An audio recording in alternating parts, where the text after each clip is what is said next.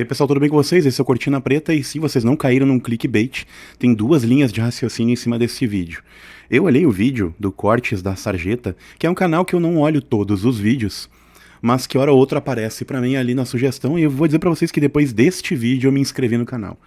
Então, um nano canal falando de um canal muito maior, mas é porque é minha referência no vídeo, tá? E eu vi o vídeo dele inteiro sobre estudar não dá dinheiro, onde o Iclis, que é um cara que já apareceu lá no canal do Pirula, que é um cara super estudado, reclama das faltas de oportunidades, né? Então tem duas linhas de pensamento aqui. A primeira delas vai fazer vocês acharem, que é o próprio título do vídeo, que eu sou contra estudar. E já vou deixar claro, não sou. Mas falando a real do que é o nosso país.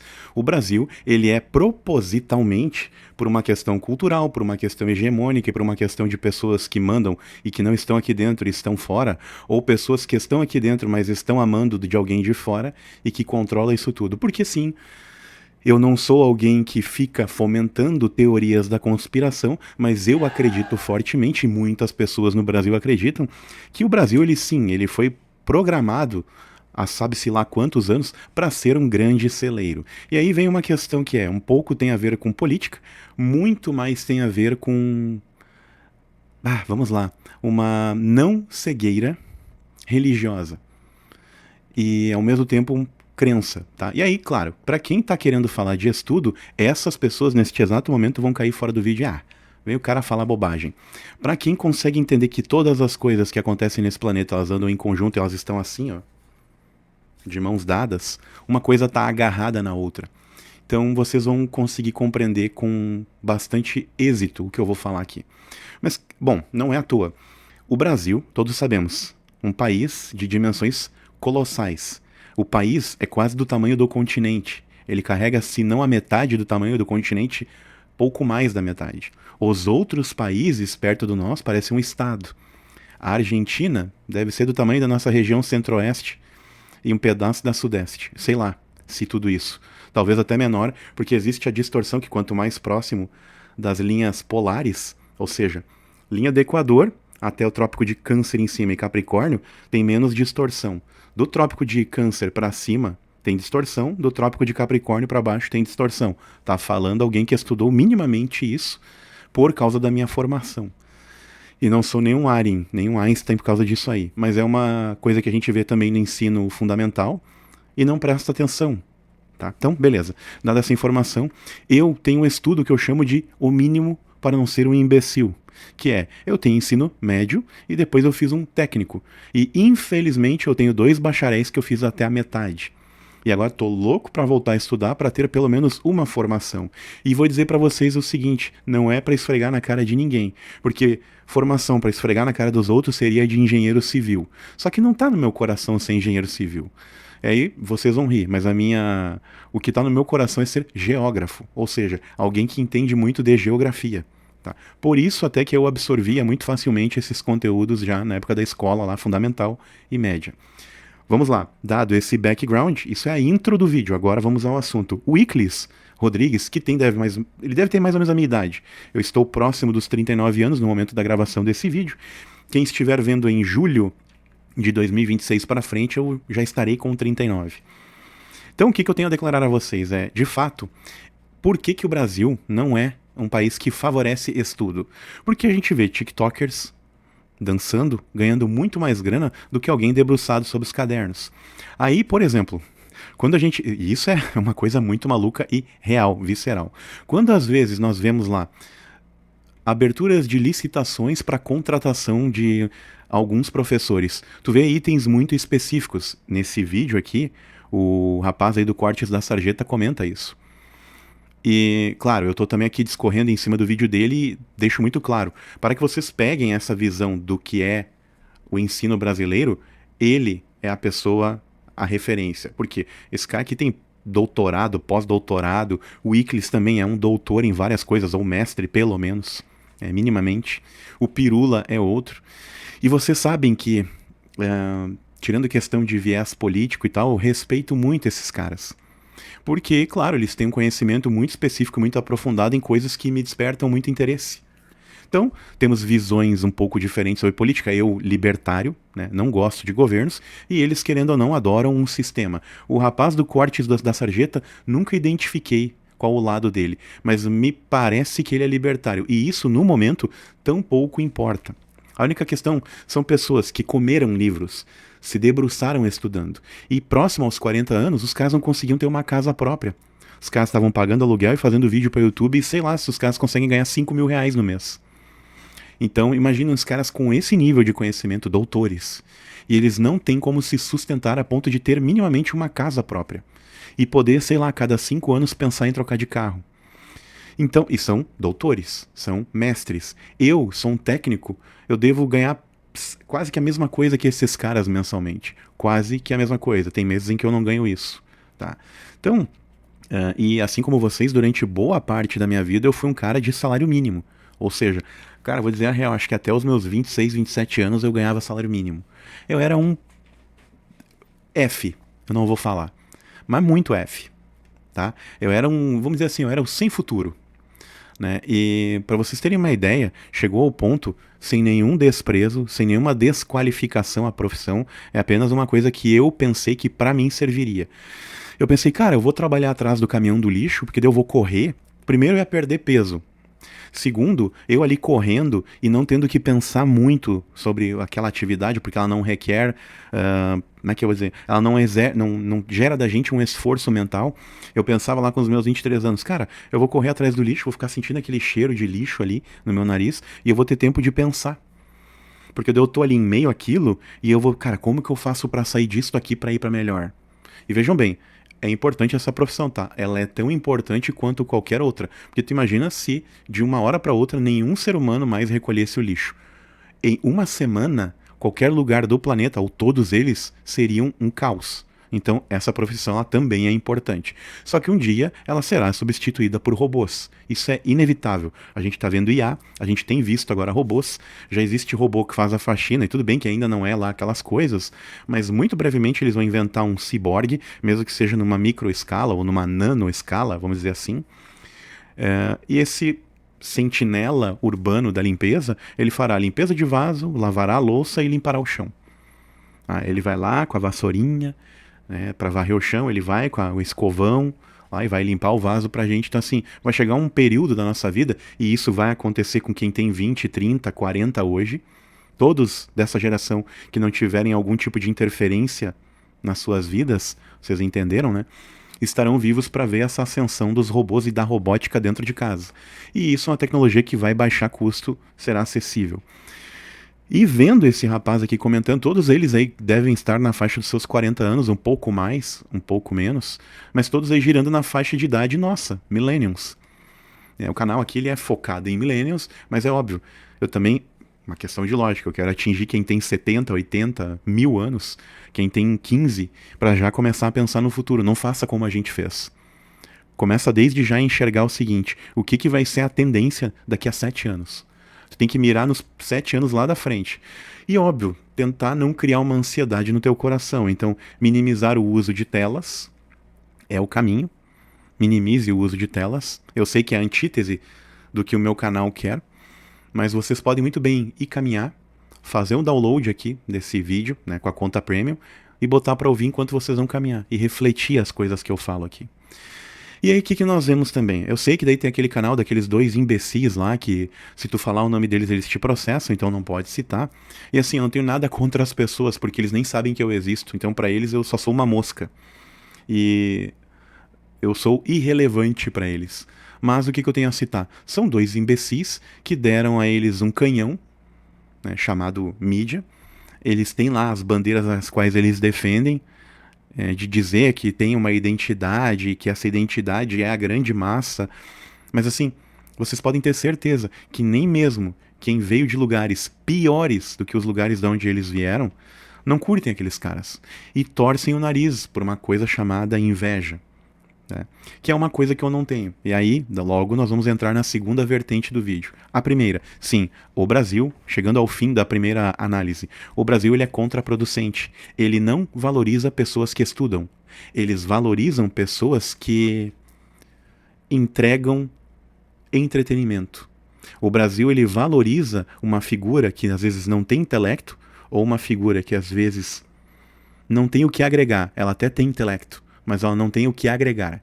E ela valoriza figuras não agregadoras em detrimento de que essas pessoas elas têm o quê? Visibilidade. Às vezes por polêmica, muitas das vezes por coisas fúteis, muitas das vezes apenas por beleza, e em alguns casos, como o desses dois fanfarrões aí, é por uma questão de eles estavam no lugar certo e na hora certa e falaram com pessoas certas.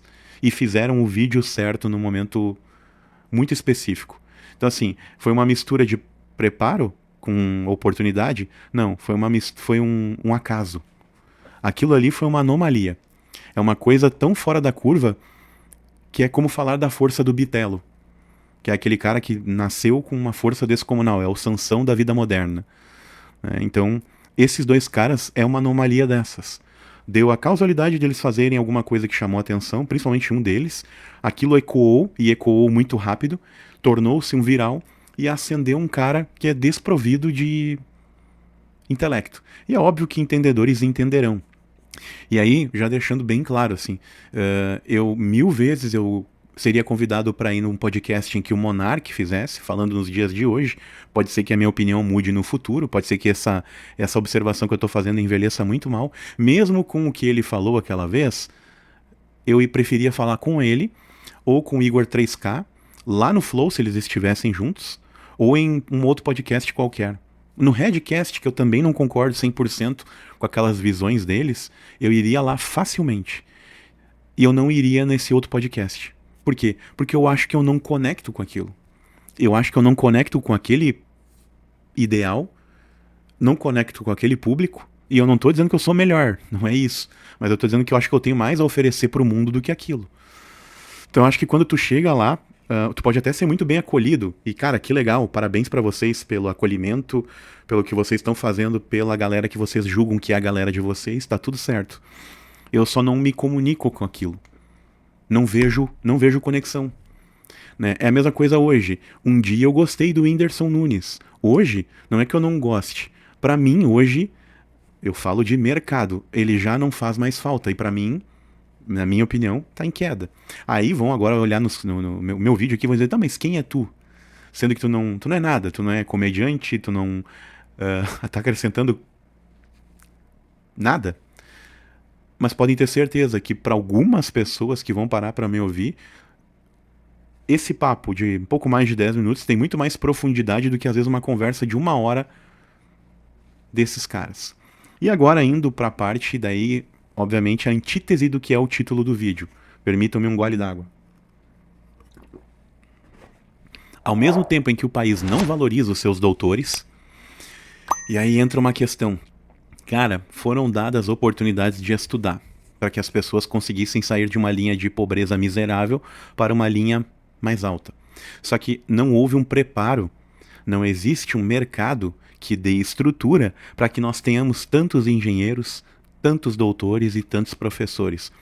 Ou seja, o que eu vou falar agora é uma porrada na cara da sociedade, é forte, mas é a verdade. Ela é isto. Ela é nua e crua, ela é visceral, ela é o que é. Não tem como mudar isso.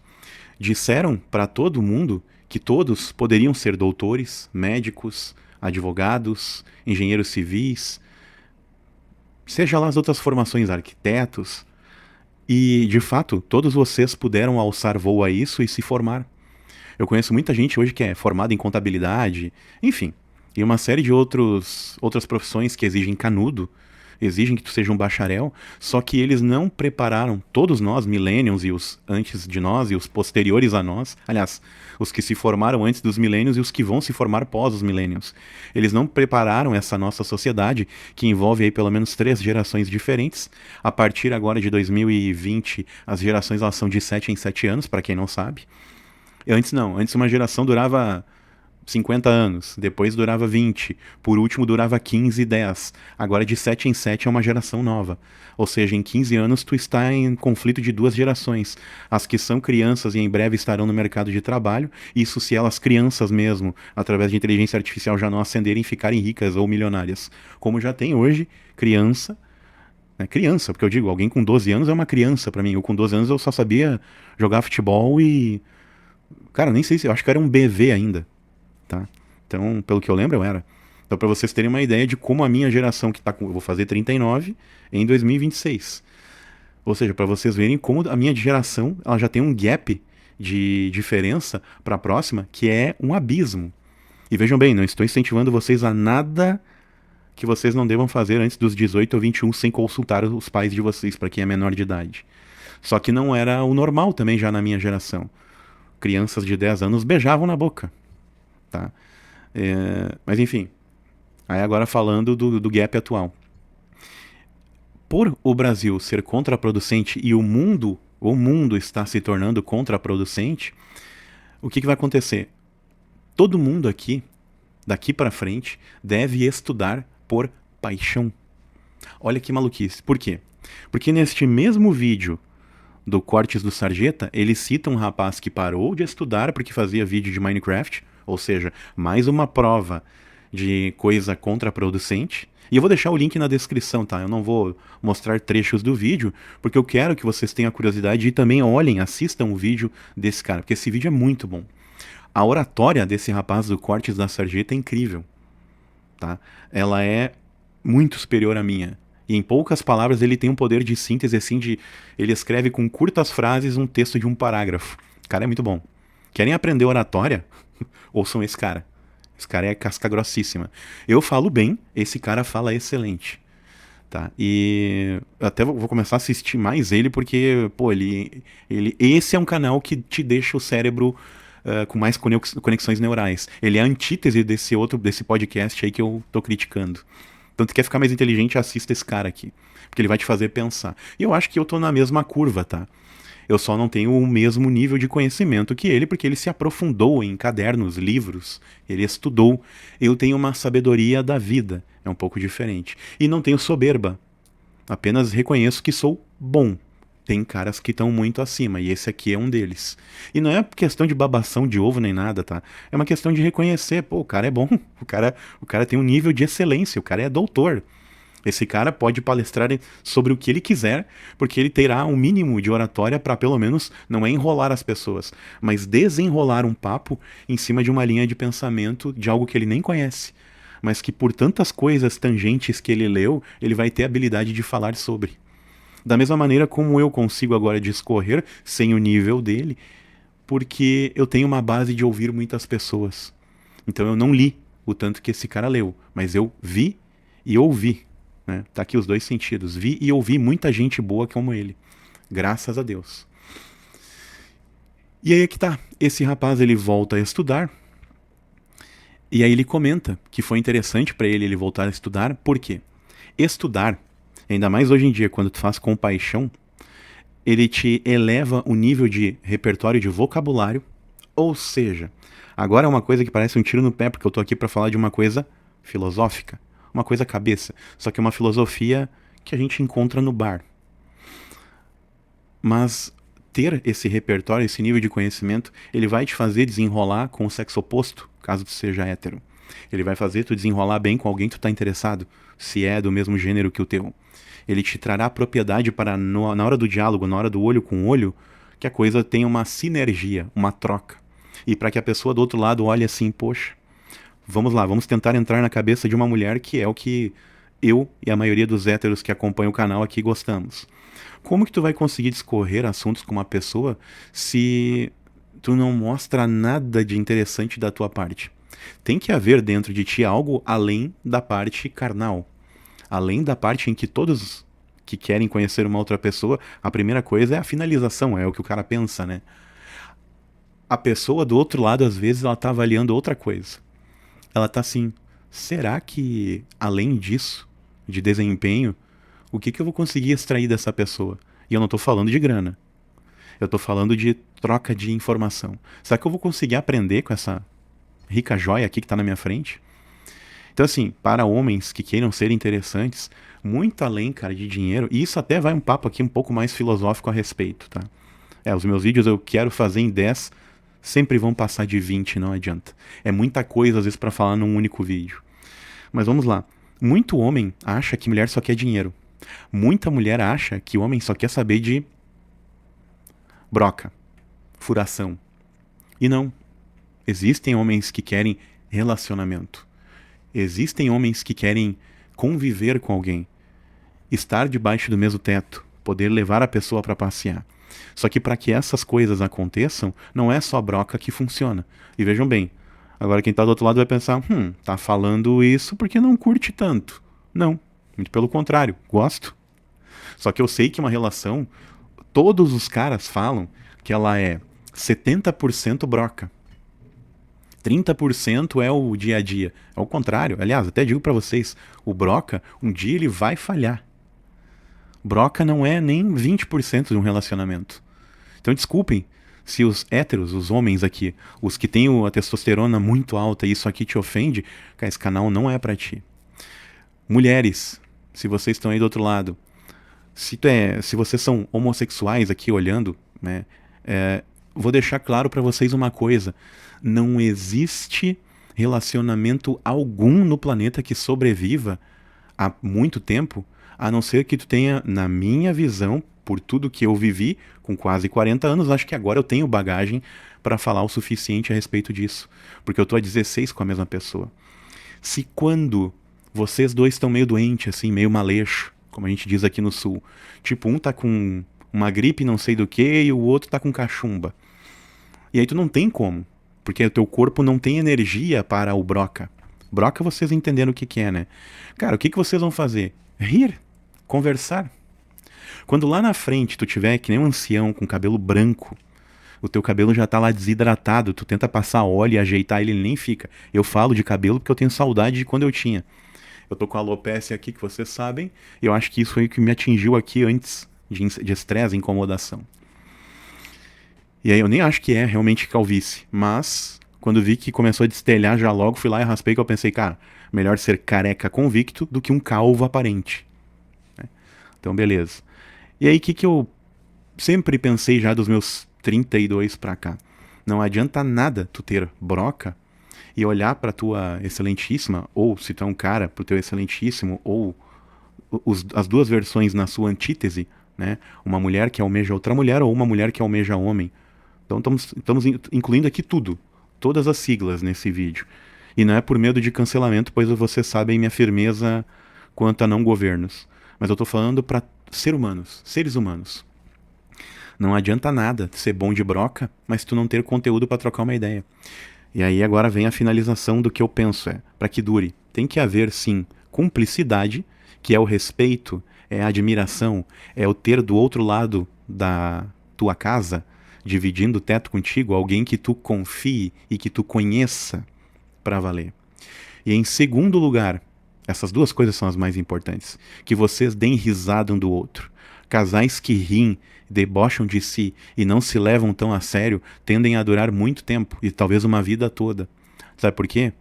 Se tu não chega ao ponto de confiar na pessoa que divide o teto contigo, a ponto de rir de desculpa o termo, mas um peido que saiu na hora errada, ou de um gole que tu foi dar num suco e daí na hora deu uma coisa engraçada e tu cuspiu aquilo e a pessoa do lado deu risada junto, porque não curtiu a piada, mas achou engraçada a cena que viu.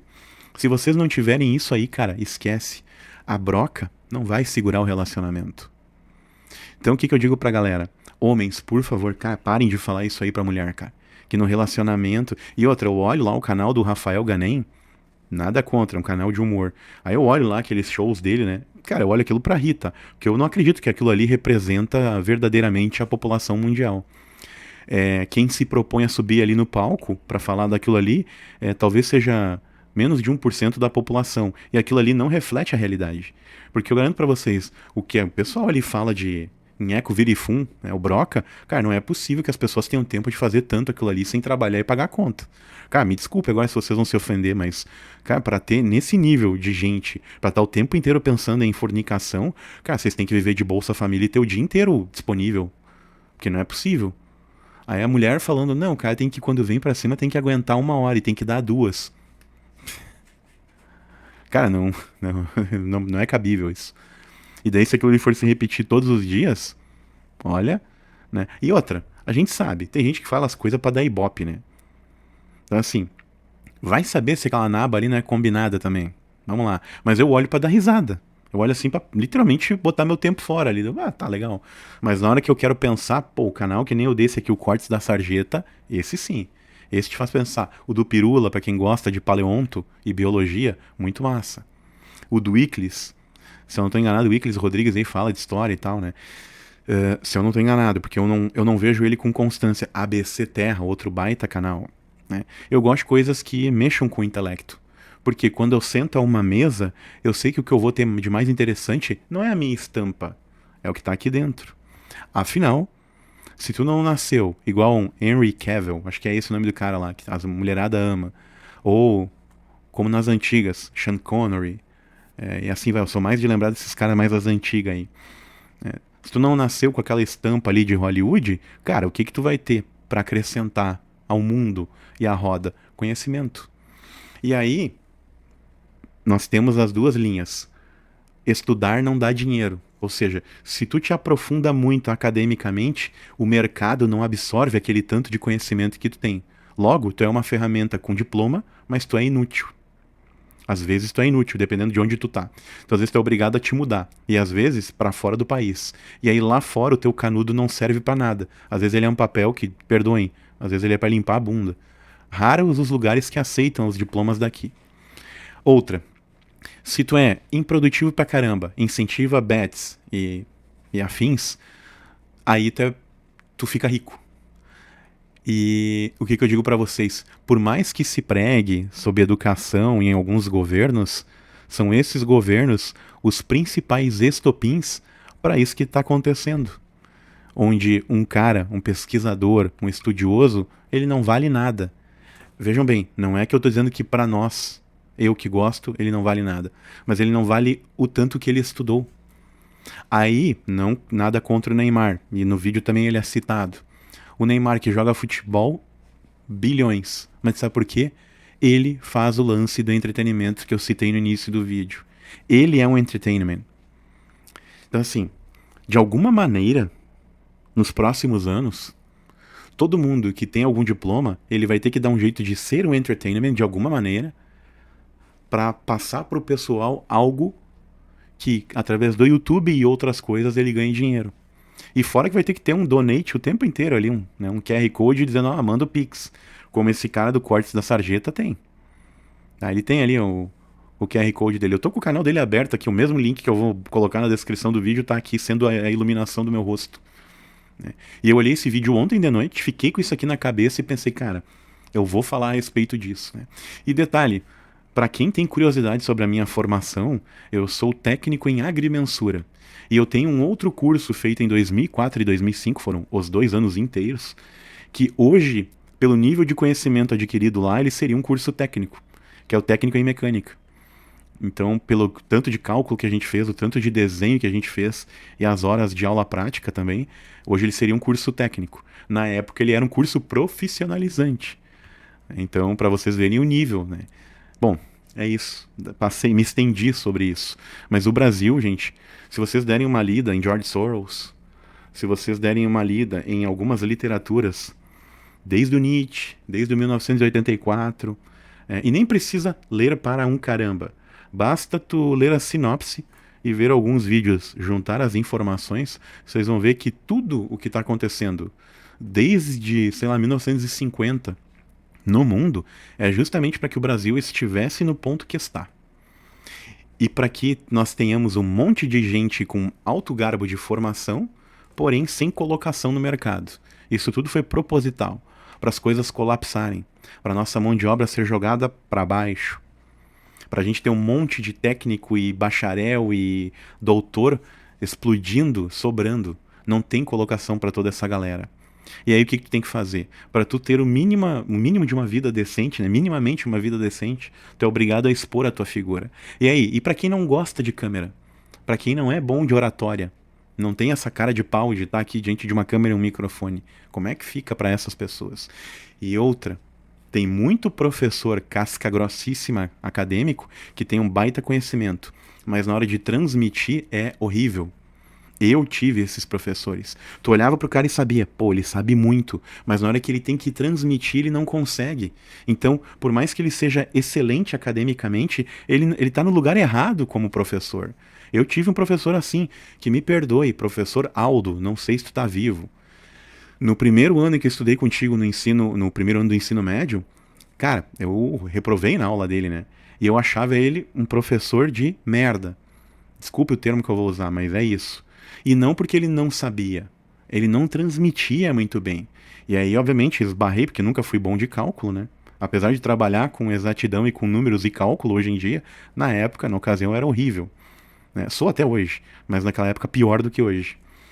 E aí, por mais que eu me debruçasse e tentasse conversar com o cara e tentasse entender, era difícil.